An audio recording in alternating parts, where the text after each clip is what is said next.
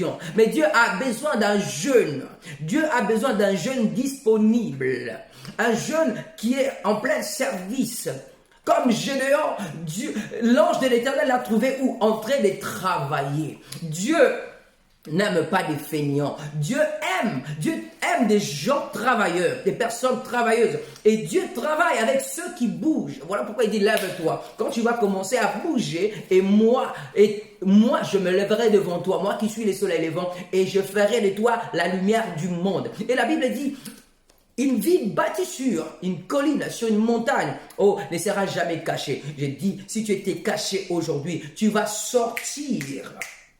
Et là où on t'avait caché, là où tu t'es caché toi-même, peut-être comme Adam et Ève, quand ils ont péché. Aujourd'hui, la voix de l'Éternel est adressée à toi. Où es-tu, jeune? Où es-tu caché? Sors, lève-toi et sois brillé. Et la Bible dit que pendant qu'il servait, Dieu l'a appelé, il ne comprenait pas. 3 fois, il est venu vers son père spirituel, qui était Élie, pour lui dire, tu m'appelles-tu? Il dit, non, je ne t'ai pas appelé. Mais la Bible dit dans le verset 11, dit, alors l'Éternel dit à Samuel, je veux faire d'Israël une chose, et qui étourdira les oreilles et de quiconque qui l'entendra. Alléluia. Mais le verset 10 dit ceci, l'Éternel vint en se présenta et il appela comme une autre fois, Samuel, Samuel. Et Samuel répondit, parle, car ton serviteur écoute. Qu'est-ce que Samuel a dit? Parle, car ton serviteur écoute. Mais comment il a appris qu'il faut répondre à l'Éternel, parle, que ton serviteur écoute? Parce qu'il y avait un père, parce qu'il y a un père spirituel qui lui a appris des choses. Alléluia. Bien-aimé, jeune, sers l'Éternel, reste au pied de tes pères et apprends. Et si on peut avancer, on peut parler encore d'Esther, une jeune dame. Une jeune dame, qu'un malheur était arrivé à une femme, la reine Vasti, qui n'a pas respecté l'ordre de son mari, le roi. Il a fallu que la femme, la première femme, soit enlevée pour que plusieurs jeunes dames soient mises en place pour que le roi puisse choisir. Et on va choisir qui? Esther. Pourquoi Esther? Parce que Esther avait une destinée. Parce qu'un malheur devait arriver au peuple de Dieu. Mais la personne qui devait briller et chasser ces ténèbres et libérer, empêcher que la mort puisse frapper le peuple de Dieu, c'était Esther. C'est vrai, Esther avait peur, n'a pas voulu le faire. Mais son oncle, Mardochée, va lui dire, vas-y, fais-le. Qui sait? Si c'est pour des choses comme ça, c'est pour ces temps comme ça que tu as été choisi pour être dans la maison du roi, dans le palais royal. Bien-aimé, qui sait, c'est pour des temps comme ça que tu as été appelé. Qui sait, pour ces temps que le pandémie a frappé le monde que tu as été appelé. Qui sait, c'est pour ces séminaires que Dieu t'avait mis en connexion avec cette chaîne, divine connexion, pour que tu puisses prendre la connaissance et que tu t'élèves. Qui sait? Alléluia. Si on peut lire le livre d'Esther, Esther chapitre 2 verset 8, Esther 2, 8.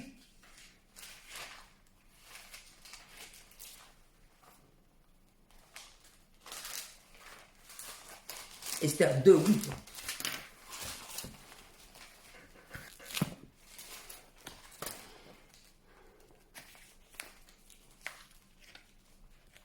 Alléluia, alléluia, alléluia. Esther 2, 8.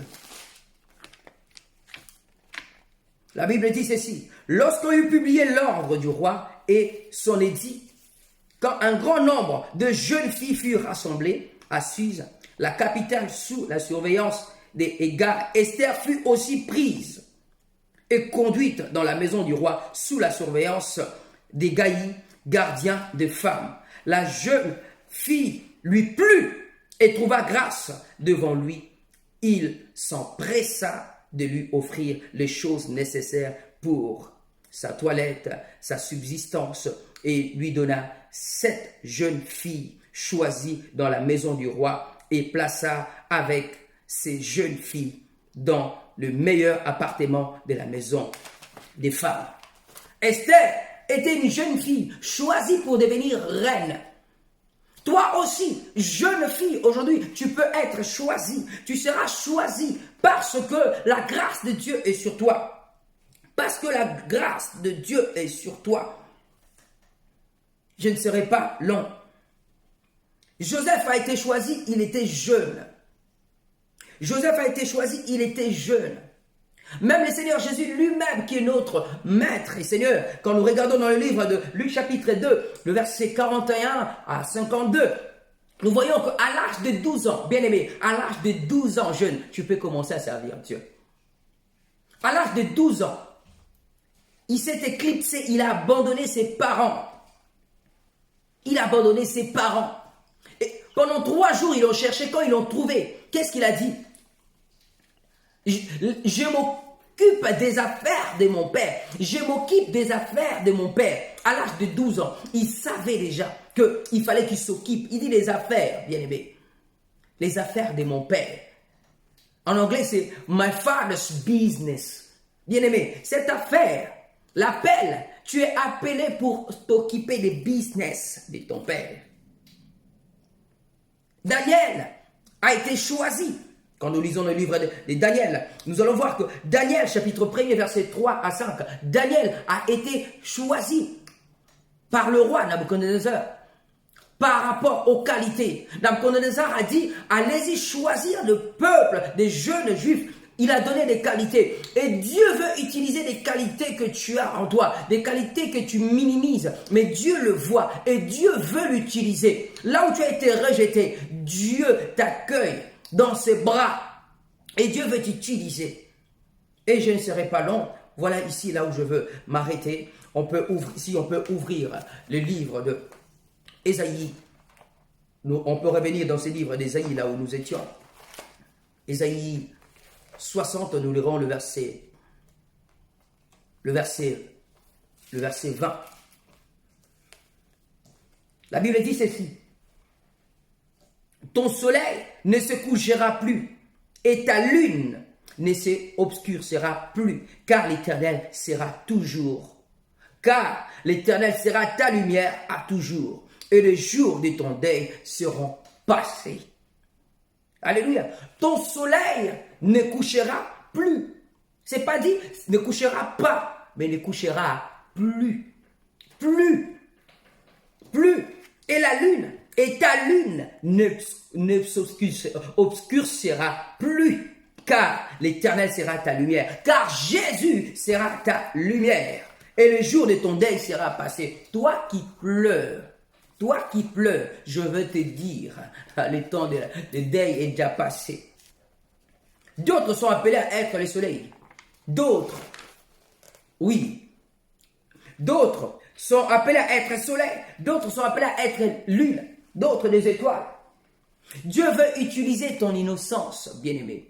Dieu veut utiliser ton innocence. Ce que tu ne sais pas, c'est ce que Dieu veut mettre en toi. Ce que tu sais n'a pas d'importance. Ce que tu ne sais pas, c'est ce que Dieu veut. Il dit, lève-toi, je vais dire à la jeunesse, lève-vous.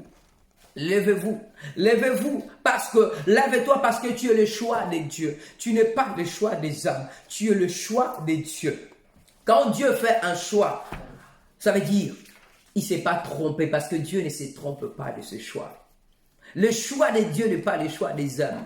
Peut-être tu es orphelin, tu te dis, je n'ai pas de père, je n'ai ni mère ni père. Qui va m'aider? Qui peut m'aider? Bien-aimé, Dieu est le Père, au-dessus de tous les pères, et le meilleur des pères. Alléluia. Les hommes peuvent t'abandonner, mais Dieu ne peut pas t'abandonner. Tu te dis, je suis jeune, mais Dieu veut ta jeunesse. Dans ta vieillesse, tu n'iras pas loin. Dans ta vieillesse, tu auras juste un peu de temps pour servir Dieu et mourir ou aller à la retraite. Parce qu'il y en a d'autres qui vont à la retraite. Mais si tu es jeune, aujourd'hui, jeune, utilise ta jeunesse. Laisse Dieu utiliser ta jeunesse, ton innocence. Dieu veut aller loin avec toi. Dieu veut travailler 30 ans, 40 ans, 50 ans avec toi. Alléluia. Oui. Oh. Parce que le monde attend désir. Oui, la manifestation des fils. de Dieu, des fils et des filles de Dieu. Le monde attend que tu te manifestes. Le monde a besoin de ta lumière parce qu'il est écrit, voici les ténèbres couvrent la terre et l'obscurité. Le peuple sur toi s'élève, sur toi Dieu s'est levé, pour toi Dieu s'est levé, pour toi Dieu s'est levé. Pourquoi? Parce qu'il veut éclairer le peuple, il veut chasser l'obscurité. Mais c'est toi qui dois avancer, c'est toi qui dois aller, c'est toi qui dois le faire. Dieu veut s'associer à toi pour éclairer le monde. Dieu veut s'associer à un jeune. Alléluia. Oh, jeune, tu as l'avenir. Et Dieu seul, il dit, je connais les projets que j'ai formulés pour toi, des projets de bonheur, non de malheur, et un avenir. Oui, Dieu a tracé depuis l'enfance, depuis même que tu sois venu dans ce monde, dit le livre de Jérémie, il a dit cela, il te connaît. Alors toi, lève-toi. Il est temps de t'élever, il est temps d'avancer, il est temps d'éclairer dans ton lieu de travail, à la fac, à l'école. Oui, on voit David. Si on peut parler de David, on verra David devant Goliath. C'était un jeune, de vieux, des anciens, oui, des combattants. N'arrivait pas, avait peur. Mais qui a terrassé Goliath? C'est un jeune enfant. On dit un jeune enfant roux. Oui, un jeune enfant. Il s'est présenté devant le roi. Il a dit, moi je les terrasserai. Moi je les terrasserai. Et il a dit, qui est cet incirconcis pour injurier l'armée de l'Éternel? Bien-aimé, tu es l'enfant de l'Éternel. Il est temps que tu t'élèves.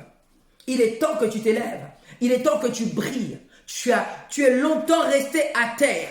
Tu es longtemps resté pleurer dans ta chambre, dans ton appartement, disant que Dieu m'a abandonné. Dieu n'est plus avec moi. Je ne sais pas quoi faire. Cette parole est pour toi. Lève-toi et sois éclairé. Lève-toi et brille. Lève-toi et suis tes larmes. Lève-toi, prends une bonne douche. Prends un bain.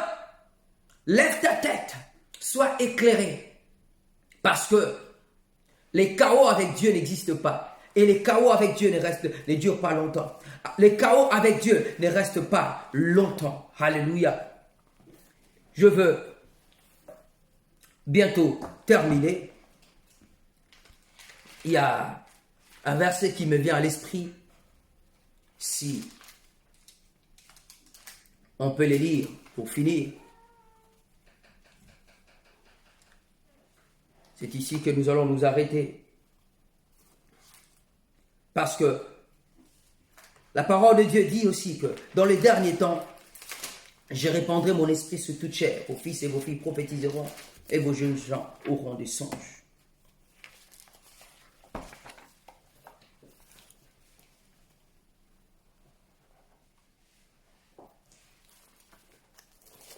Il dit, dans les derniers temps, je répandrai mon esprit sur toute chair. Vos fils et vos filles prophétiseront et vos jeunes gens auront des songes.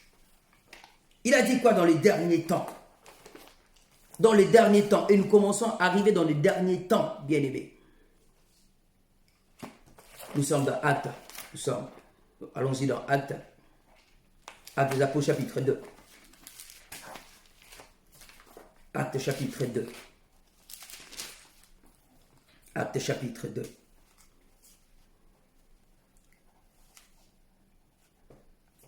Verset 14 à 18. Verset 17 à 18. Lisons ceci. Il dit, dans les derniers temps, dit Dieu, je répandrai mon esprit sur toute chair.